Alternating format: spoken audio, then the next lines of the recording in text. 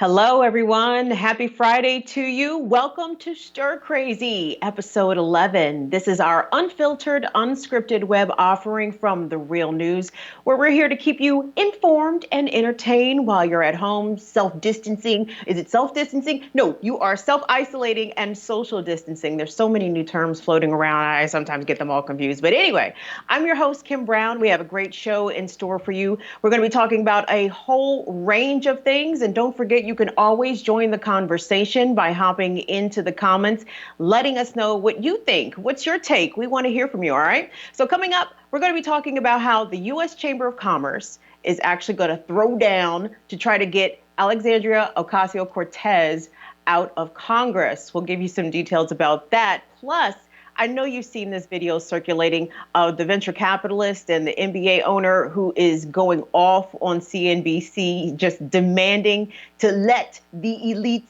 fail. It is a glorious piece of video. In case you haven't seen it, we're going to have that coming up. But next, I'd like to bring in our esteemed panel. Joining us today from Kenosha, Wisconsin, we are happy to be joined with Angie Aker. She is an organizer. She's also a Bernie delegate from 2016. Angie, thank you so much for joining us. Oh, really happy to be here. And we also have our guy, Steve Horn. He is the climate reporter. He's also author of The Real News' Climate Crisis News Roundup. He's on from San Diego. Hey, Steve. Hey, good to be here. It's been pretty rainy here this week, which is pretty unusual. So, nothing else to do anyway. It never rains in Southern California. Let Tony almost never. Tell it. Yeah. And of course, welcoming Dimitri Lascaris to Stir Crazy. He is a Green Party leadership candidate joining us today from Montreal. Dimitri, bienvenue. Always a pleasure, Kim. Thank you for having me. Okay, gang. So let's get started with our first topic because I saw this and I'm like, what? So the U.S. Chamber of Commerce wants to get Alexandria Ocasio-Cortez out of her congressional seat in New York City. I didn't know that the U.S. Chamber of Commerce weighed in on such issues, Steve Horn. What is the deal here? So I think that they have started doing it. They usually don't weigh in on primaries. They're very politically active in general elections and most of the time for Republican Party candidates for office. But both now in this AOC race and then in another race in Texas on Super Tuesday for a AOC-backed candidate, they put up money, resources, their voice, their whole machinery against a progressive candidate. Now they're going to try to repeat that effort, which succeeded in Texas. They're going to try to repeat that effort with AOC. And I think that that's interesting in of itself politically is that, generally, like I said, it's kind of they shift their money towards GOP candidates, but increasingly so we're seeing that they are going to be using their platform, their money, their machinery, as I said, to back corporate Democrats. I think that this is a trend that we'll see in the AOC race, but also moving forward, it seems like this is more of a dynamic that they'll get involved with. Angie, having been an organizer and a political delegate, does this sort of, it's not exactly a shift per se, but this is something different. And in your opinion, is this possibly an emerging trend? I think that we've seen some evidence come out recently about how certain groups get involved during primaries to try to make sure that their particular candidate of choice comes out the winner in that primary, really subverting the democratic process from the will of the people, which is what the primary is supposed to be for. And so I really see this as just a repetition of a trend. It's another group getting in on this. We've seen it from the DCCC. We've seen the evidence of, Steny Hoyer on record, on recording, talking about how they make or break the primaries and they decide who's going to get through. And so I think this is just the Chamber of Commerce sort of joining in on that fun. But I think the bright side of this is that you have a whole contingent of Bernie supporters who are looking to support progressives like Alexandria Ocasio-Cortez. And we all, I think, have time on our hands now and money to give and energy to put behind trying to help her thwart that. So I think it's going to be an interesting fight.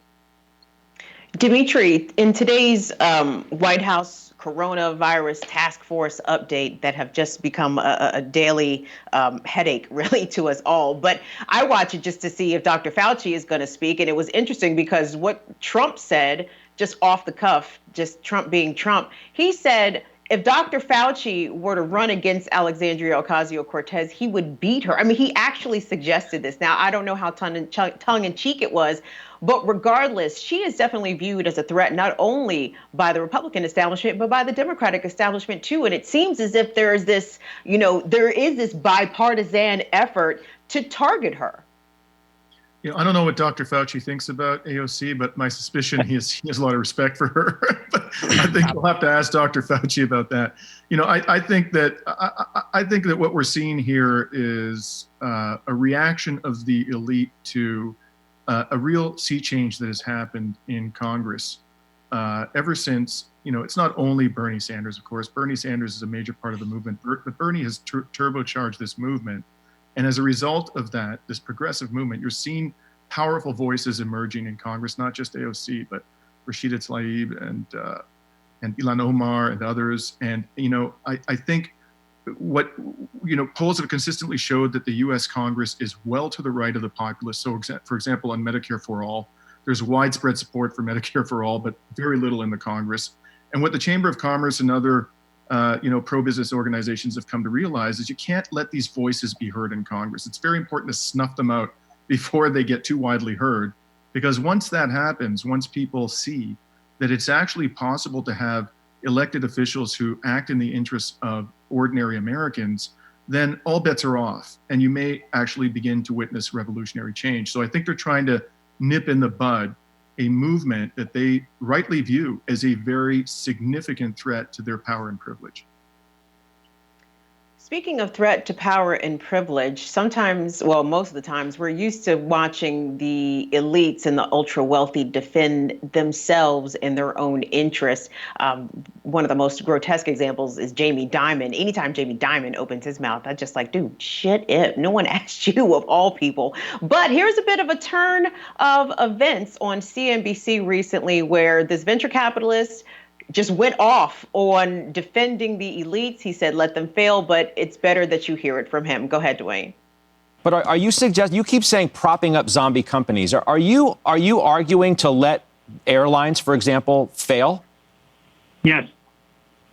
Why? I mean, how does that make sense in the broader scheme of the economy? Because when you look at what it means, this is why I'm saying, this is a lie that's been purported by Wall Street.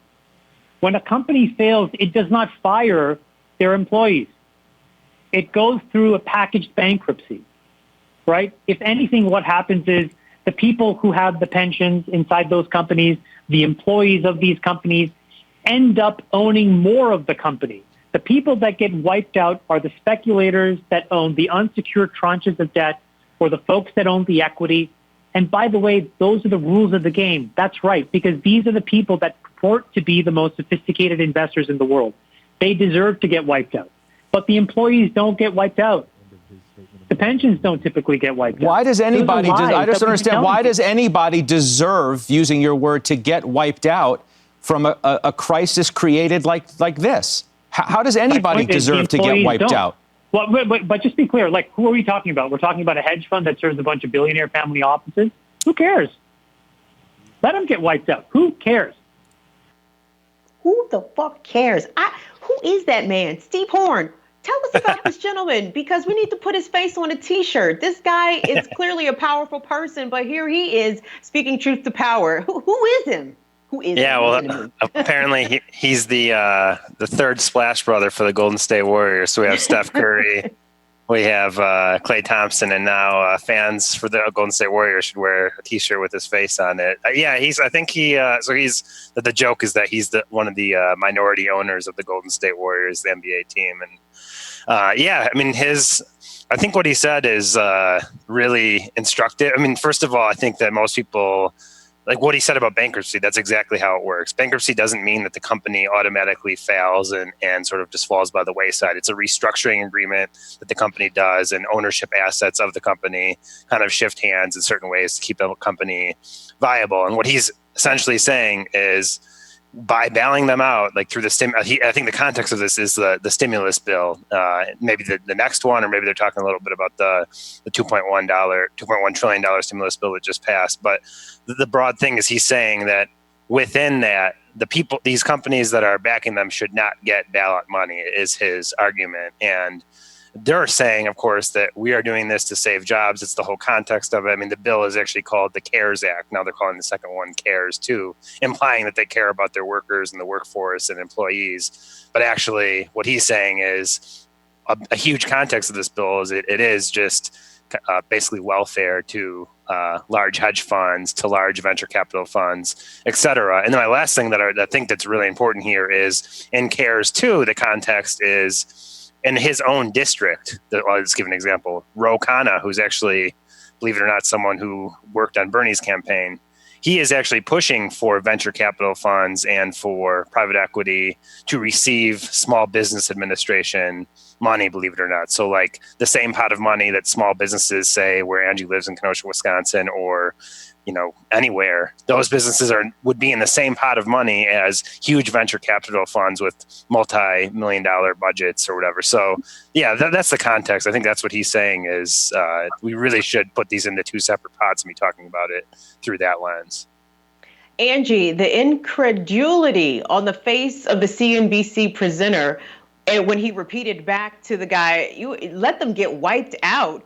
Why is it that you think, or in the context of how the media portrays business and the value of business, and especially corporations, keeping them afloat in the midst of economic crisis, the concept of letting them get wiped out just seems an anathema, I would say, to mainstream America. Why do we feel as if we need to defend corporations so badly?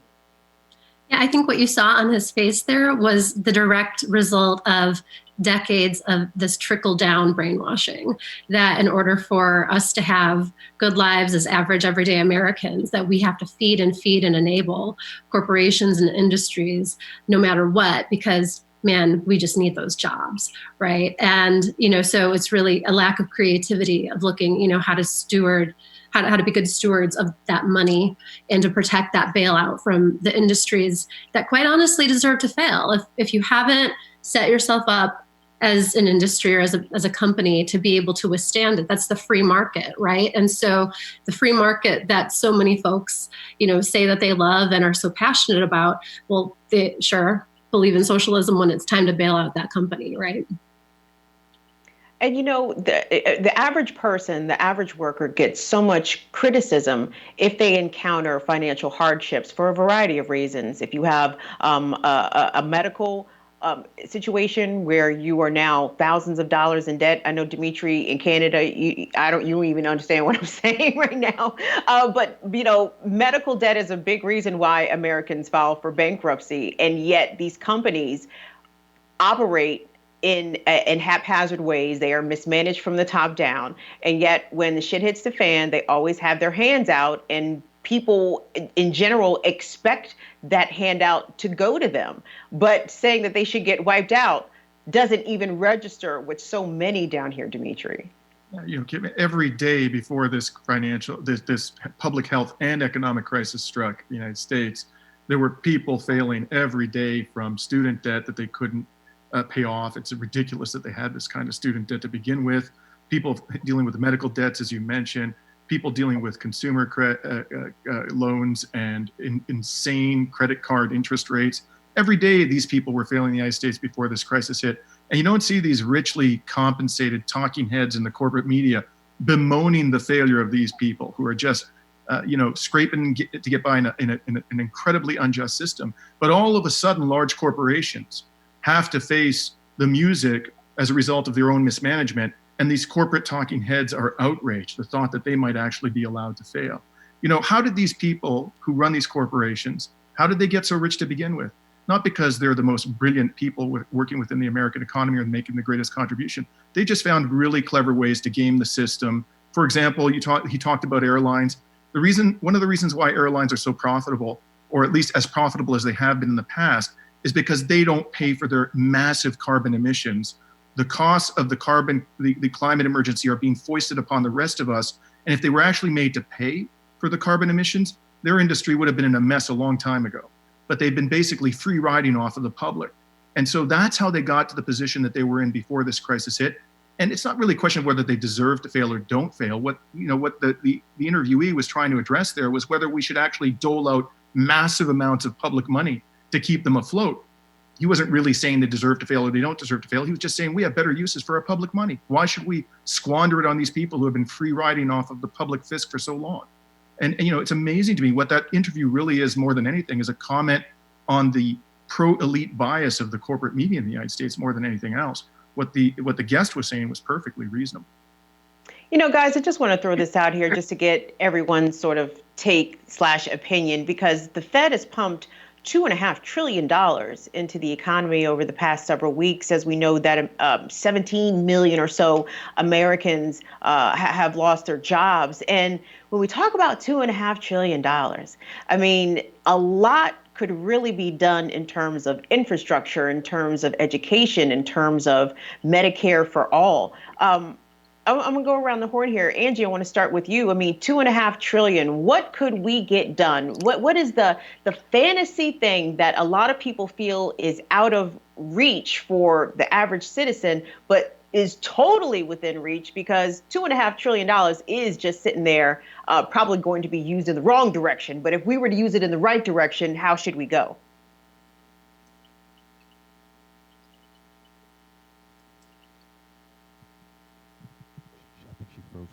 Oh, Angie, are you frozen?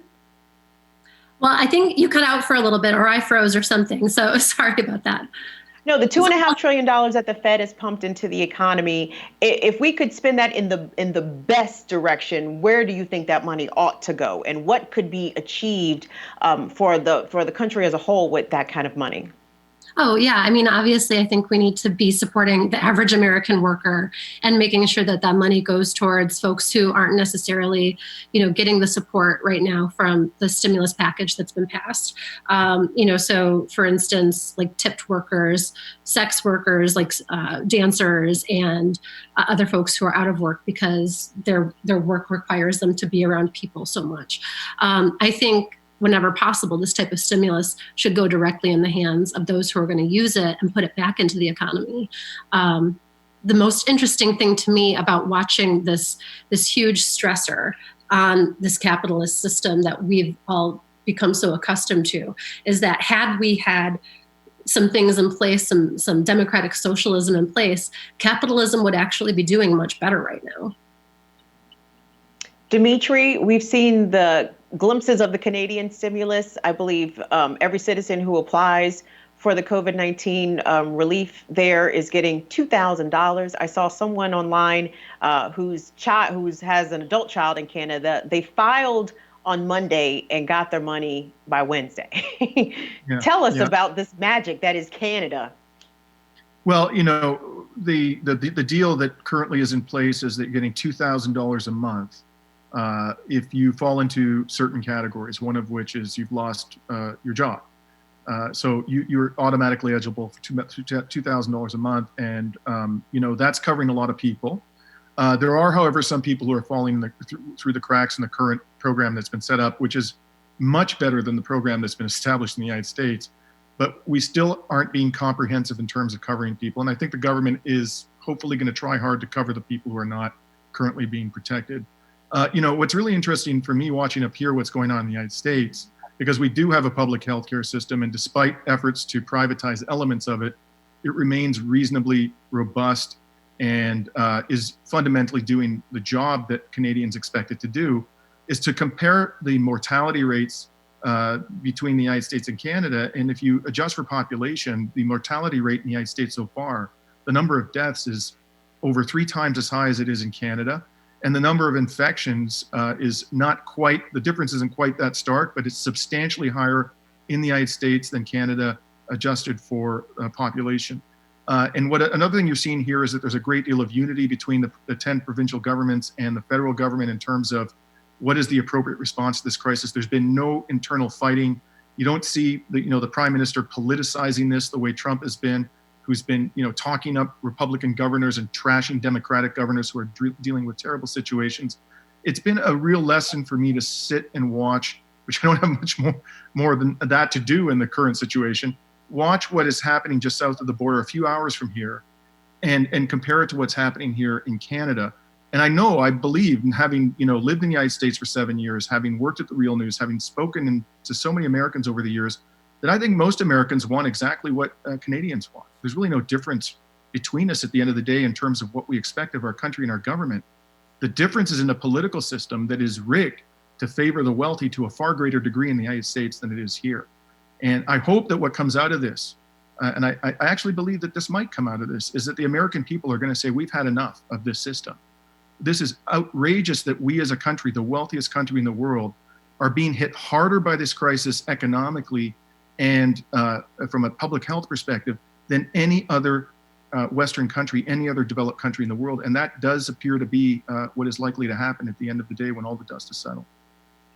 Speaking of a rigged political system, we know that Senator Bernie Sanders has now dropped out of the presidential race. Joe Biden, the presumed Democratic nominee, although we have not gone through our full primary slate as of yet, many primaries have been delayed.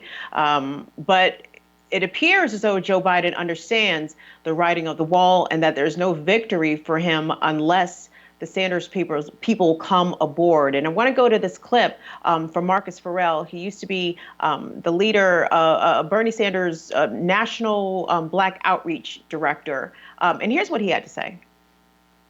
Biden saying that he sees Bernie Sanders supporters right now when he spent pretty much the whole primary acting as if Bernie's policies didn't exist and were non-existent. And as soon as Bernie drops out, and it's smart. Of course, it's smart to send out an olive branch, right? But Bernie supporters right now, they're not feeling any of it. As a matter of fact, if you were to go to my page, you would actually see a lot of folks just basically saying, hell no, you have 40 years to talk about it. A lot of African Americans who supported Bernie Sanders, and yes, they were African Americans who supported Bernie Sanders, and a lot of African Americans in general are like, look, you haven't apologized for the crime bill yet, so how do you expect us to just step over?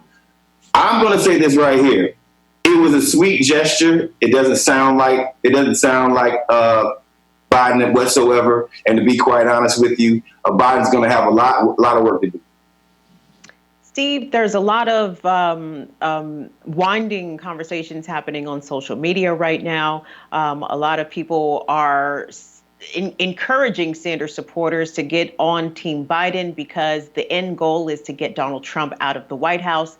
They believe that supersedes any politics or any policy differences that they may have with Joe Biden versus that of Bernie Sanders. What have you been hearing? Well, I really appreciate what Marcus was saying, and I think that he really hit the nail on the head. It's going to be a really hard thing to navigate for Biden. That is, even if, and there are elements of the progressive movement right now in the United States that are saying, we need to, now that Biden is the presumptive Democratic nominee, we need him to adopt a progressive platform. And basically what Marcus was saying, and I agree with it, is even if he does that, he still has decades of a track record that is the exact opposite of that. So it's sort of like, in a way, I feel like some groups, especially that might be sort of less aligned with Bernie, maybe like somewhere in between Bernie and Biden, they are trying to position it in a way that he looks like a progressive candidate, that he's saying progressive things, but voters voters will definitely be wary of that. That's the challenge number one. Challenge number two is that regardless of what he says and does that kind of thing, we know for sure that the Trump campaign is going to point to him doing the exact opposite thing for these decades, just like he did when Hillary ran in 2016. And that's going to be the hugest hurdle that Biden will have to clear, is that the voters who aren't really sure, we'll say the 2016 pack of voters who maybe they voted for Obama in 2008, in 2016 they switched to Trump. Lots of those voters will listen to that message and think that it rings hollow. And I just want to say one last thing, because it's in our climate news roundup this week. I was referring to some groups that are doing this sort of thing where they say, we want your platform to have this and this and this. A lot of climate groups are doing that right now. And the problem that I see sort of with it is that they are already saying that no matter what you do, Biden, we will vote for you. There's like no concession that has to be made. They're kind of saying, we want this to be in your platform, but there's no, if it's not, we won't do this. So there's really no like actual bargaining going on. I feel like there's more posturing going on. And I think I feel like at the end of the day, that means that Biden, if he does get elected, he can go ahead and say, okay, I'm elected, and then just kick all those people to the side of the road. That's sort of the dynamic that I saw play out during the Obama era as well. Angie, I got to definitely defer to you on this, because you witnessed what happened in 2016. And when we talk about, looking ahead to November 2020, for the Democrats to unite and rally around Joe Biden, a lot of people are saying, well, Biden doesn't stand for a lot of the things that I support, Medicare for all, first and foremost, his past support and enthusiastic support of the crime bill. He actually, when he was presenting the bill on the floor, he called it the Biden crime bill, just to give you an idea of how much he was in favor of locking Black people up en masse. But even policy differences aside, people are looking at Joe Biden and saying, this person seems a bit detached. I'm not going to make any, assumptions about Joe Biden's health, mental, physical, or otherwise, but he does not appear to be 100% coherent. And when you think about how Donald Trump, how we used to say, play the dozens very well, when we picture a Trump-Biden debate, a lot of folks are saying Joe Biden is not going to be able to stand toe-to-toe with Donald Trump on that stage, just when it comes to sheer veracity of insults and interruptions and that sort of foolery that Trump likes to engage in. So where is the path to victory for Joe Biden? That's a great question. I don't know that I see it. So I think for the base, Bernie's base of voters that are really still, this is so raw for them right now, like what they're looking at, it's two different things that are holding them back from being able to say, okay, fine, we hate Trump, so let's get him out of office and just, swallow the medicine and vote for Joe Biden. There's two things. One are the feelings. There are so many people with just really bad feelings towards the Democratic establishment for the malfeasance that we've seen since 2016 and beyond. And anger at the Democratic establishment for pushing this particular candidate with all of these flaws, in spite of having had this candidate that so many folks felt better mirrored their actual values and what they wanted for this country and for their tax dollars. And so you've got the feelings portion of it, but I also think you've got strategy questions for folks, because, after seeing that the Democratic Party really makes its choices and pushes its candidates independently of what the people seem to want, I think folks are wondering, do we reward that by giving them our vote? Like Steve was saying, like, what's your bargaining chip, for this, the same thing going up against, trying to get Joe Biden to have a particular platform, trying to get the Democratic Party to actually do the will of the people. Like, what's our bargaining chip if we keep coming back to the table and saying, okay, we'll eventually fall in line? And so I think people are really feeling badly about that. I think that those feelings are just going to get rehashed over and over again every time they see Joe Biden on the stage with Donald Trump and think that could have been Bernie. Dimitri, the U.S. is not the only nation to elect a goofy as their leader in the past several years. I'm thinking of Brazil with Bolsonaro and the UK with Boris Johnson. But damn, people outside of America have to be looking at us like, are y'all seriously about to reelect Donald Trump again? Yeah, I'll be charitable to you all. We do have some consternation about the fact that Trump even has any hope at all of winning the election. But I think at the end of the day, Trump does have some peculiarly valuable skills in the context of presidential politics. One of them is he's really good at firing up his base. And I think a lot of the time and energy that Donald Trump spends saying crazy things, contradictory things, just irrational things, unsubstantiated things, is designed to do just that, is to energize his base. And I really worry about the de-energization of the Democratic base, because I hear what Angie's saying. If I was cheering wildly for Bernie from up here in the north, as were many Canadians. And even I, as somebody who's not invested in the American political system, feel a sense of real disappointment that Bernie couldn't even go all the way to the convention and mount a serious challenge there. And I can't imagine how people on the ground like Angie, who've been fighting tooth and nail for this incredible movement, this visionary movement, must feel at this stage. I don't see how Biden's going to energize the base of the Democratic Party the way Trump can energize his base. And I think, and we've already seen Trump trying to exploit divisions within the Democratic Party. The moment that Bernie withdrew, he was, crowing on Twitter that the Democratic establishment had yet again rigged the game against Bernie, and openly invited Bernie supporters to come to his cause. I don't think many Bernie supporters are going to be taken in by this nonsense.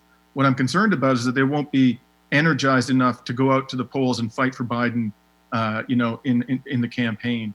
And that could be the difference between failure and success for the Trump administration. And I regret to say, we're really worried up here about the possibility that Trump will come back and have another 4 years, because that's not just going to be bad for Americans. They are the ones who will suffer first and foremost. But the whole world's going to suffer if we have to deal with 4 more years of Donald Trump. Let me go around one more time. I'm going to start with Angie, Steve, and then Dimitri. What does the Democratic Party look like in 2024?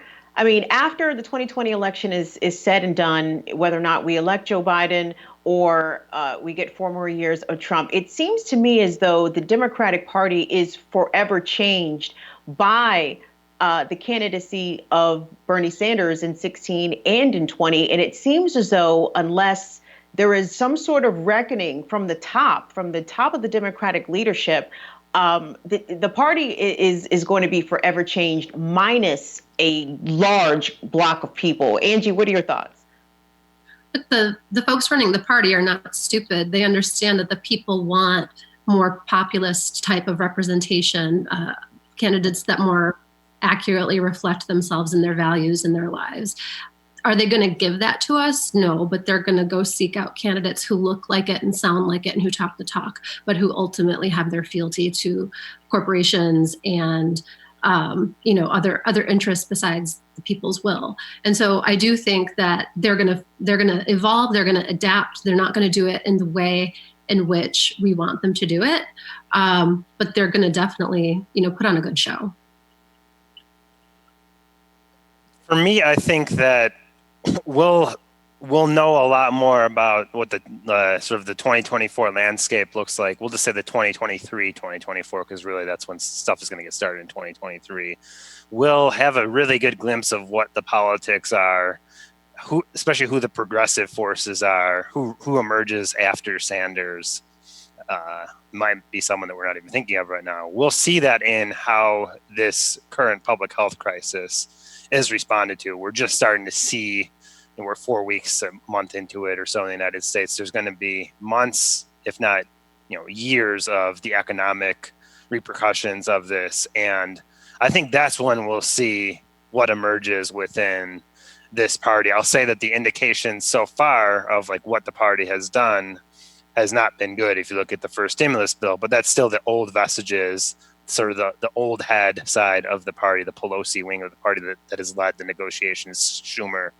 But we'll really see in the months ahead how, I think that's where we're going to see what emerges is how this current crisis is responded to. So Dimitri, I'll let you have last word. Thank you. So, let's not forget that it's not just the presidency that's up for grabs. There's a lot of seats in Congress and the Senate that are up for grabs. And even if people, the millions and millions of Americans who, understandably were so enthusiastic about Bernie's campaign can't get excited about Biden, they should divert their energy into defending the gains we've seen in Congress by the progressive movement and enlarging upon those great gains in the upcoming election.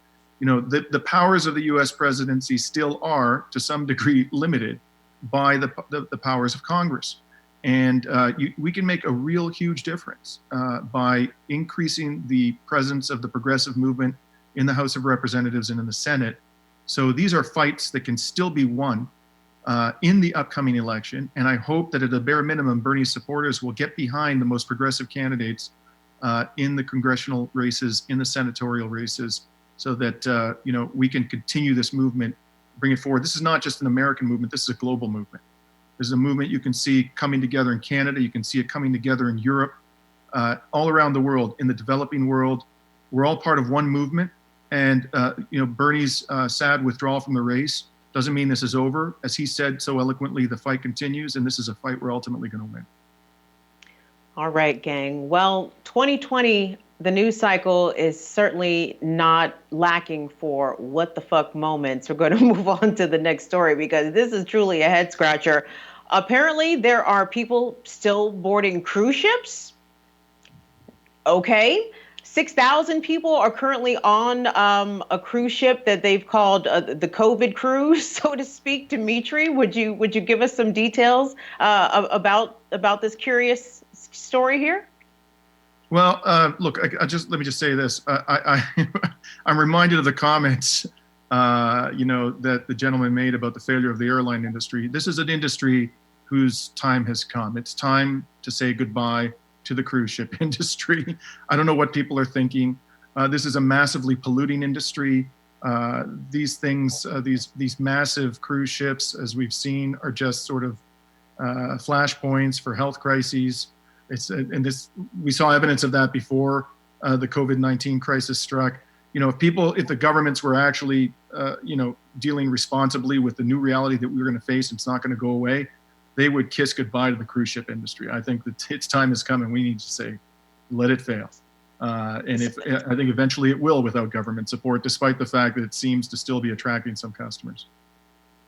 Attracting some customers is putting it mildly, because I saw a story today that cruise ship bookings for 2021 are actually up somewhere in the neighborhood of 20% from what they were this time last year, prior to the COVID pandemic. So, Steve, I'm a little curious about this ship that has 6,000 people on it currently. Are they safe?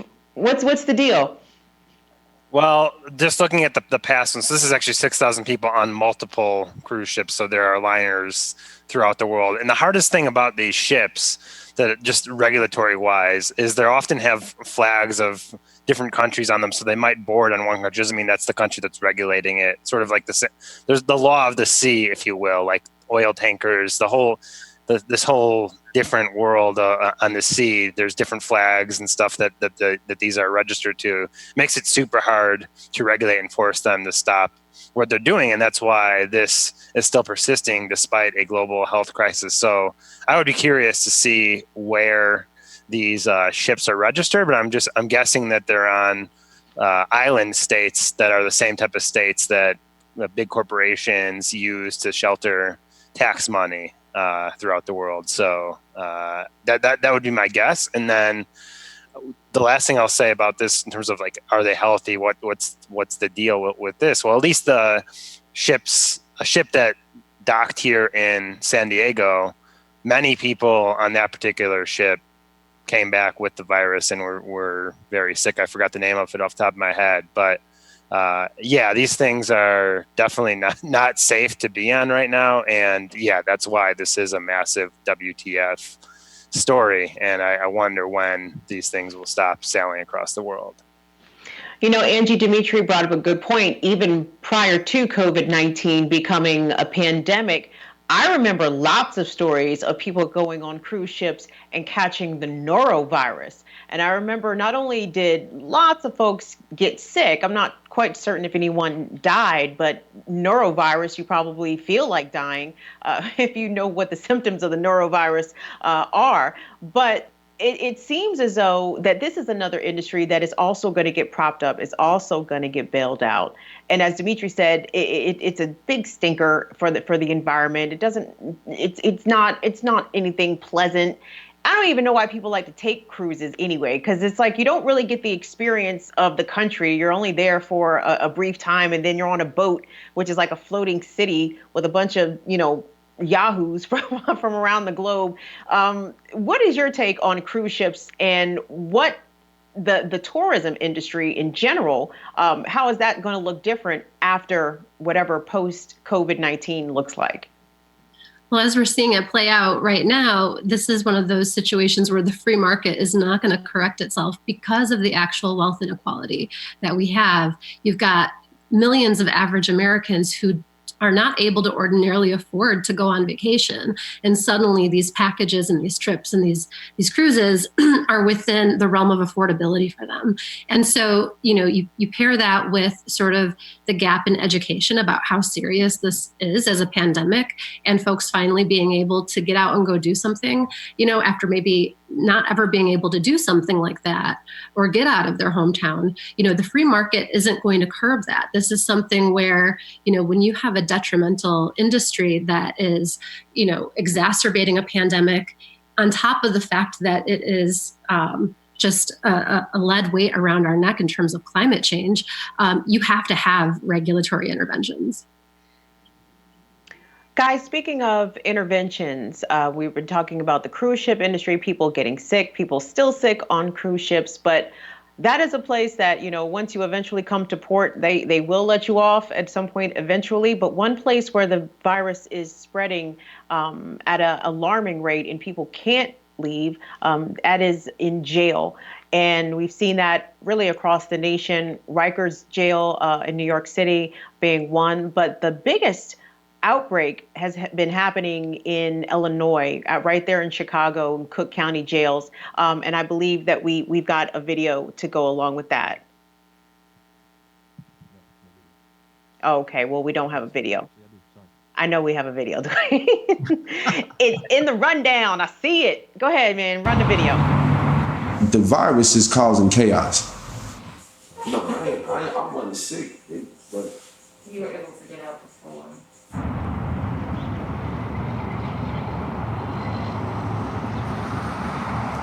It's causing chaos because they're extremely low staffed. You have people that are really contracting the disease. People are they don't publicize it, but some people are dying.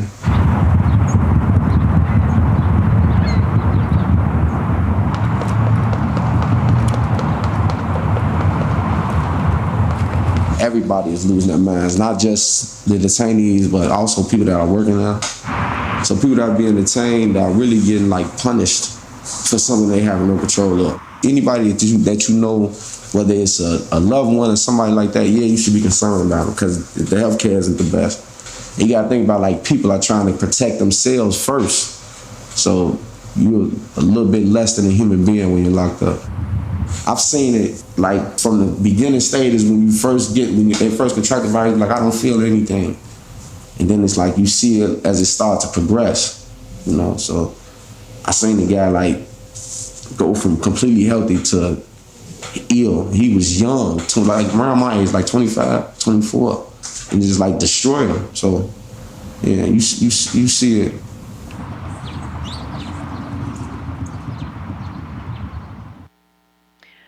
At the onset of this outbreak in the States, advocates and activists were sounding the alarm pretty early about what this exact thing would mean for people who are incarcerated. They knew that, number one, social distancing is impossible in jail.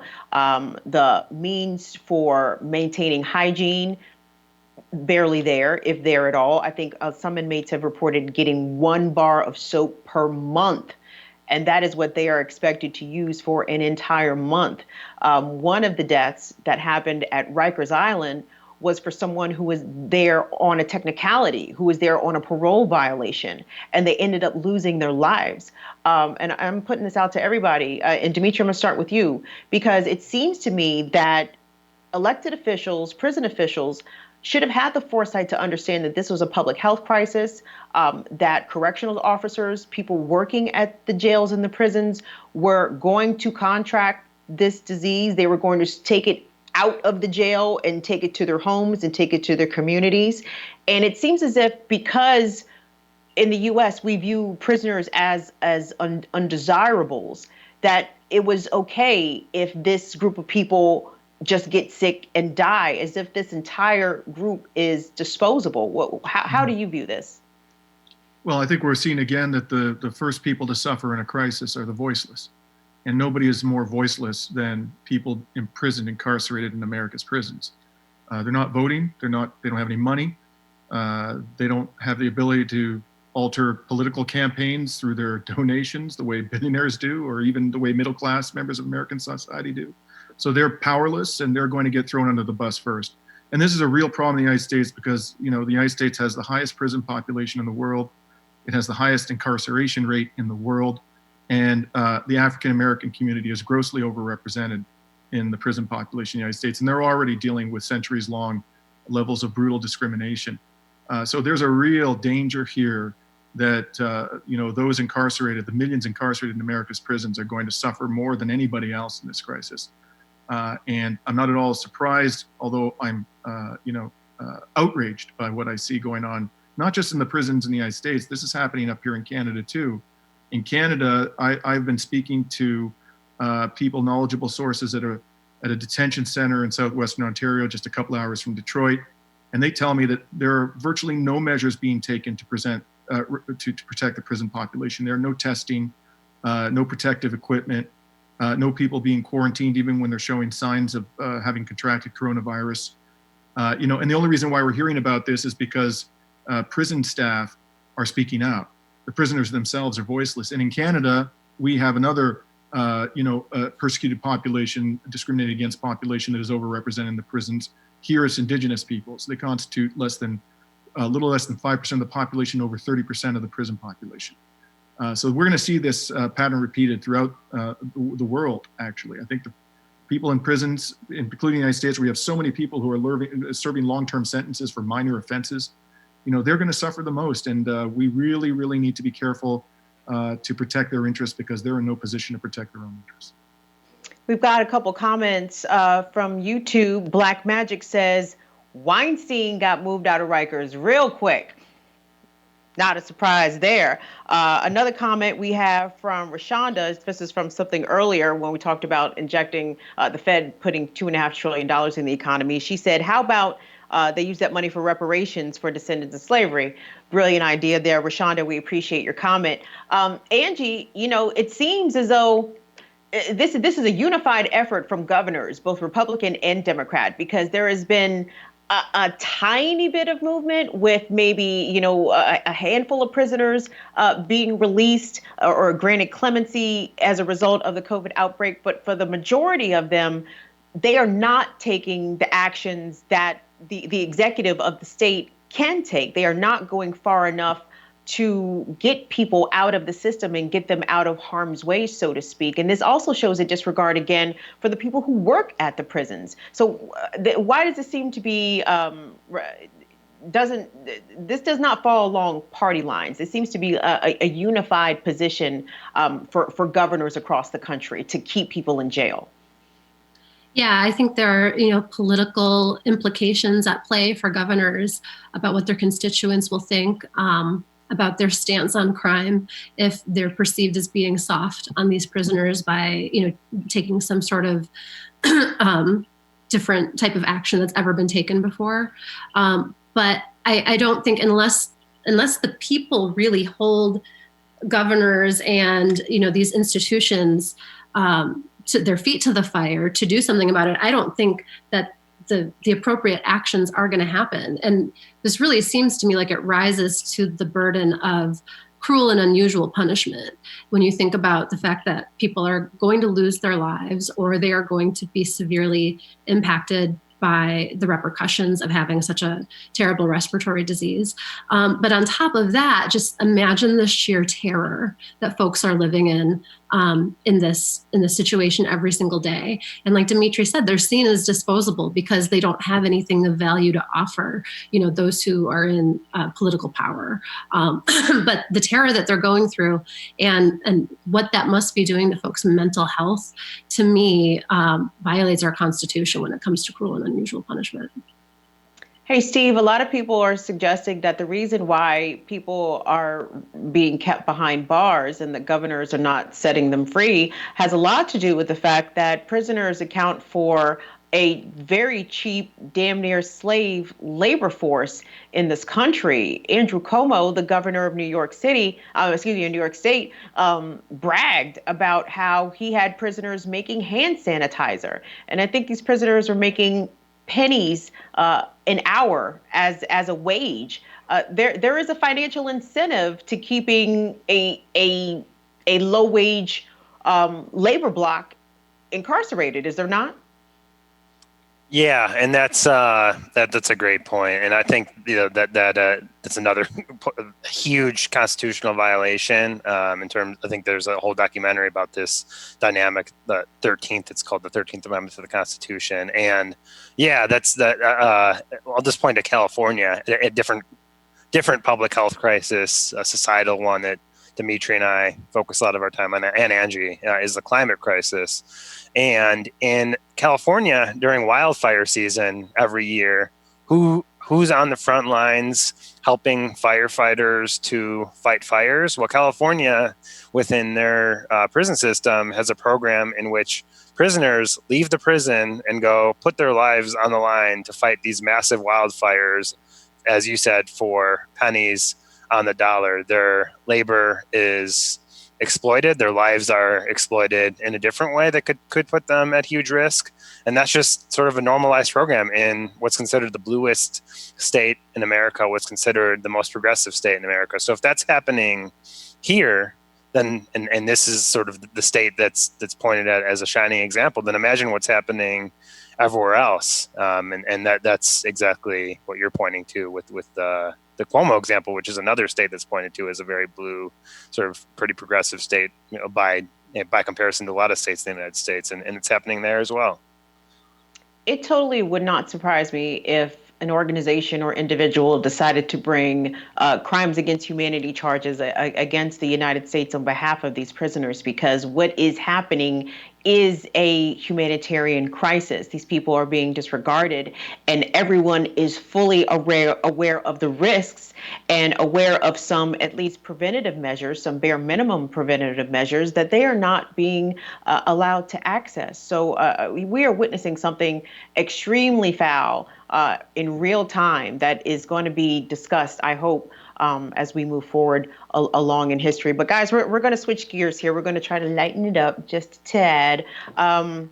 We know that this is Holy Week, and happy Good Friday to everyone. Happy Passover, happy early Easter to you if these are the holidays that you celebrate. There's one televangelist who says that he can blow away the coronavirus. I hope I have that right. Dwayne, let's go to the video.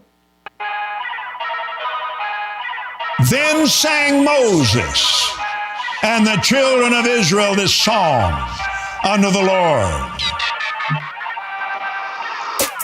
COVID-19, COVID-19, COVID-19, COVID-19, I blow the wind of God from the state of Washington to the state of Maine to Brownsville, Texas, and the Triple Fork. Today, we speak to this atmosphere. Today, burn this thing. This virus hates heat. You just burn this thing. Burn, burn. I call for a supernatural heat wave straight out of hell. Burn, burn. COVID-19, COVID-19, COVID-19, COVID-19. I blow the wind of God. You don't do it. You don't do it. You don't do it. You get out of here now. Burn. You don't do it. You don't do it. You don't do it. You get out of here. All right. Well, apparently that was not a creation of the original preacher right there. I think I'm going to guess that's Kenneth Copeland. I used to watch quite a bit of religious programming in a darker time in my life, so he kind of did look a little familiar. But thoughts, gang? That is one scary dude. I'll tell you right now. I was scared even before the music started. You know, all I'll say is, there was a time in my life when I was very young where I actually was, fairly devoted to Christian theology, and I actually read the New Testament a couple of times in my teenage years, cover to cover. And the conclusion I've come to is that, Jesus of Nazareth was a socialist and bears absolutely no relationship whatsoever to people like that. I mean, that is an absolute distortion and destruction and perversion and poisoning of Christian theology. A much better example, I think, for those who ascribe to the Christian faith today, and I don't anymore, I'm an atheist, I think would be the Pope. And the kinds of things you're hearing from the current Pope, this isn't true of all prior popes, but the current Pope, you're starting to hear some really, I think, humane teachings, not only about how to deal with this crisis, but how to deal with the climate emergency, about how to deal with war, which are more in line with, I think, the message that Jesus tried to convey to his followers. And I'm hopeful that over time we'll come to see people like that character as being a complete and utter fraud and perversion of Christianity. Yeah, it's pretty scary because there are some religious leaders who are intent on having some sort of in-person service this weekend. And we've seen a couple of pastors, one in Florida, another in Louisiana, actually be arrested and charged with reckless endangerment for continuing to hold church services during the pandemic in a shelter-in-place order. I mean, Angie, are you fearful for people who insist on saying that? I know there was a viral clip that went around this week. You guys probably saw it, of a woman being interviewed outside of a church. She was in her car and she said she wasn't worried about catching COVID-19 because she was covered in the blood of Jesus. Now, I can understand the sentiment, sweetheart, but Jesus is not an antiviral all by himself. I mean, there are people who are probably going to get sick this weekend, Angie. Yeah, I think so. And this is, another place where my big government tendencies come out. And I say we need to regulate and have very strong, strict stay-at-home orders that are like very much enforced and that we're very serious about. Because as funny as that video is, or as much, I'm an atheist as well, atheist/agnostic, as much as we may scoff and kind of get a laugh out of folks who, are putting their faith above science. The fact is, there is a large contingent of them who exist, and they're out there without any checks and balances. It's going to make it a lot harder for us to contain and reverse this pandemic and get this infectious rate down. So this is where a strong government stance needs to come into play. Hey Cam, I want to just chime in real quick on a different. Sorry, I'll be quick, but as you mentioned, it's also Passover season, and especially within the Orthodox Jewish community. My background is Jewish, so I've been following what the Jewish community has been doing in both the United States and we'll just say like in Israel would be two examples. There's been a huge debate within the Orthodox community in particular about what to do about Passover Seders, what to do about funerals, what to do.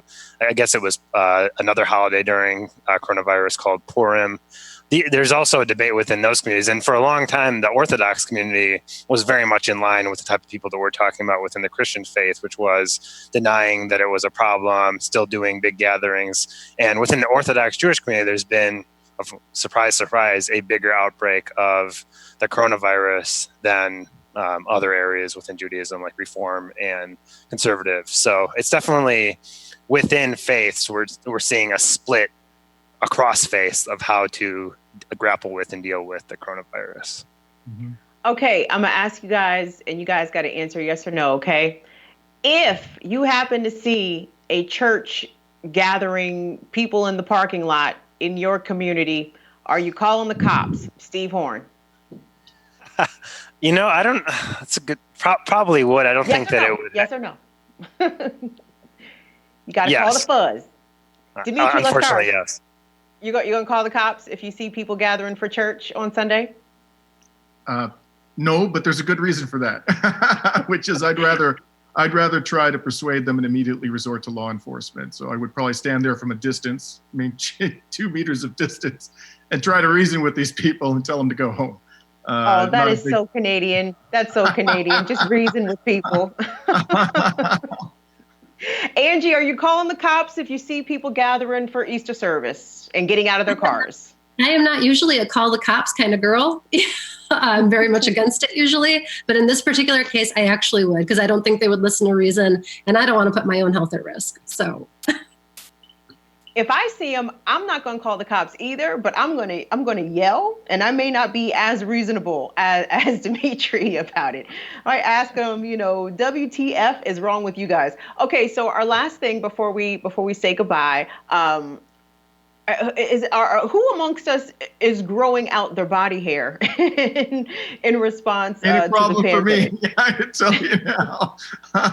Sorry. Well, and listen, some folks are apparently doing this. They are growing out quarantine beards. Now my beard is starting to come in just a tad. It's not getting quite where I want it to. Although I speculate I probably will look like Gandalf the Grey by the time this is all said and done. But it doesn't. I see a bunch of clean faces. You guys aren't even participating in this. It's really not optional for me, so I'm gonna leave it. When I saw that this was going to be something discussed on the show, I was actually going to shave and clean up for the show, and then I decided to show my COVID beard. So we'll see. Maybe I'll just grow it out for a while and continue that trend. But I think there is a serious debate that's happening. Is it hygienic to do it? And I think that is scientists have said that as long as you keep your face clean and the beard itself clean, then it's okay. But obviously, like anything else, if it's collecting bacteria and dirty stuff, then it's not good. So I just wanted to throw that in there. Well, I imagine the quarantine beard is not unlike the playoff beard. And as many of us are adjusting to this new reality, obviously trying to keep our own selves and our friends and family safe amidst a pandemic, we are missing sports. No basketball, no hockey. And I'm wearing my Washington Capitals jersey. This is when the Caps won the whole thing. Canada, look at it long. You see this right here. And speaking of Canada, this is, hold on, can y'all see who this is? This is Devontae Smith-Pelly. Smith-Pelly is one of the lone black players in the NHL, and we were very proud to have him on the team in Washington. And he's from Scarborough, Ontario. Shout out to the Toronto metropolitan area. So shout out to Devontae Smith-Pelly and everyone who is out there missing sports, in addition to dealing with everything else that is going on with the pandemic. But that wraps up our time for Stir Crazy. This is episode 11. I'd like to thank our fantastic panel, Dimitri, Angie, and Steve. We appreciate you guys joining us. Hope to have you on again soon. Thanks so much. Thanks a lot. Stay safe. You too, Dimitri. And thanks to everyone that was watching today. We hope to see you again next week right here on Stir Crazy. I'm Kim Brown, and thank you for watching The Real News Network. Have a great weekend.